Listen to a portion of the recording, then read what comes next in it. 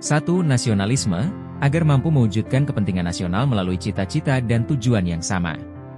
Presiden dalam rangka menjalankan undang-undang mempunyai kewenangan untuk menetapkan peraturan pemerintah. Peraturan pemerintah adalah peraturan untuk menjalankan undang-undang dengan sebagaimana mestinya. Kewenangan menetapkan peraturan pemerintah adalah sebagian kewenangan pengaturan dari Presiden. Peraturan pemerintah berfungsi untuk menjalankan undang-undang, maka peraturan pemerintah harus dibentuk setelah ada undang-undang yang mengatur materi tersebut. Kekuasaan Presiden ini disebut A. Executive Power, B. Power and Responsibility, C. Pouvoir Réglementaire, D. Notverordening Recht, E. Legislative Power.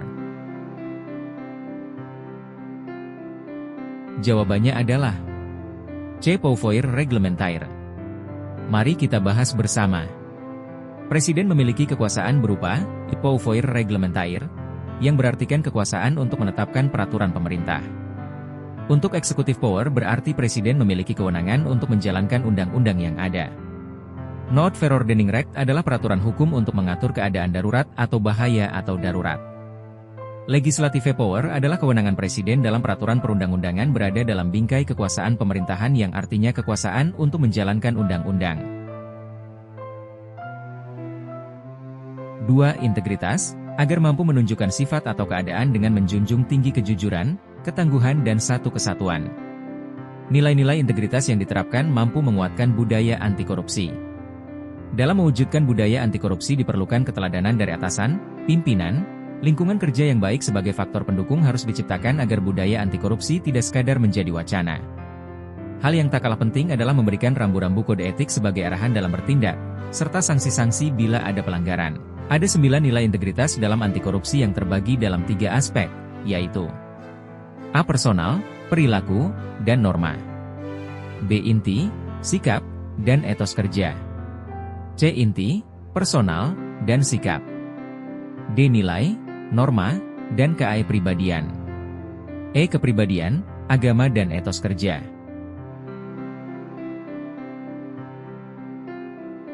Jawabannya adalah B. Inti, sikap, dan etos kerja. Mari kita bahas bersama. 9 nilai pokok integritas adalah jujur, peduli, disiplin, mandiri, tanggung jawab, sederhana, kerja keras, serta adil dan berani. Jika berkaitan dengan anti korupsi dalam ranah pekerjaan di suatu lembaga perusahaan atau pemerintahan, maka 3 sifat yang harus dirujuk adalah inti, sikap, dan etos kerja.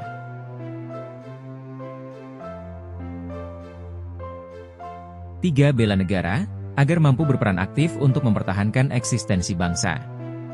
Dasar pertahanan negara disusun berdasarkan prinsip A. Demokrasi, B. Monopoli, C. Kekerasan, D. Kemakmuran, E. Monarki.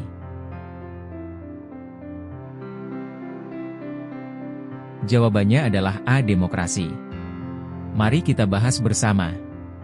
Indonesia adalah negara demokrasi di mana rakyat diperbolehkan untuk memiliki pendapat demi keutuhan negara.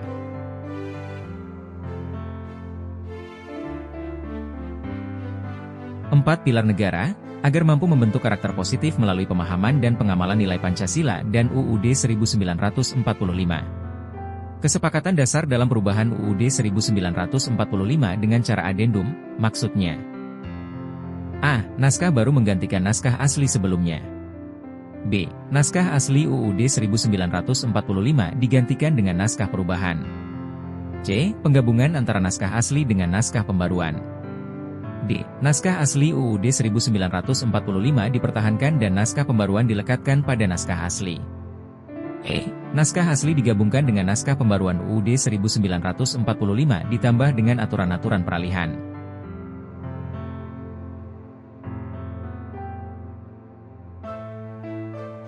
Jawabannya adalah D. Naskah asli UUD 1945 dipertahankan dan naskah pembaruan dilekatkan pada naskah asli.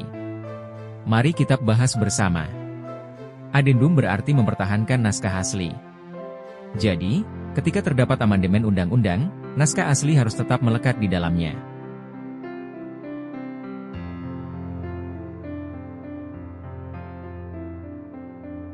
Lima. Bahasa Indonesia, agar mampu menggunakan bahasa Indonesia sebagai bahasa kesatuan. Di antara kalimat-kalimat berikut, manakah yang merupakan kalimat yang baku? A. Mereka jebak pencuri itu hingga akhirnya tertangkap. B. Siti sudah lama menunggu adikmu di tempat ini. C. Ia teriak-teriak hingga suaranya serak. D. Ia berjalan cepat agar tidak terlambat masuk sekolah. E. Dua anak lelaki itu berantem di pinggir kali.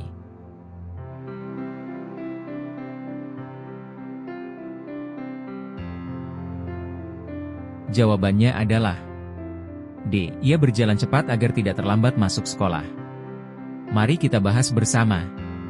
Susunan kalimat baku hanya ada pada jawaban D karena pada pilihan A, B, C, dan E semuanya kurang efektif. Jawaban A tidak efektif karena menggunakan hingga dan akhirnya bersamaan padahal maknanya sama. Jawaban B seharusnya di tempat harus dipisah karena I pada kata tersebut merupakan preposisi bukan kata depan. Jawaban C seharusnya menggunakan berteriak, bukan teriak-teriak. Jawaban E menggunakan kata berantem yang bukan kata baku, seharusnya bertengkar.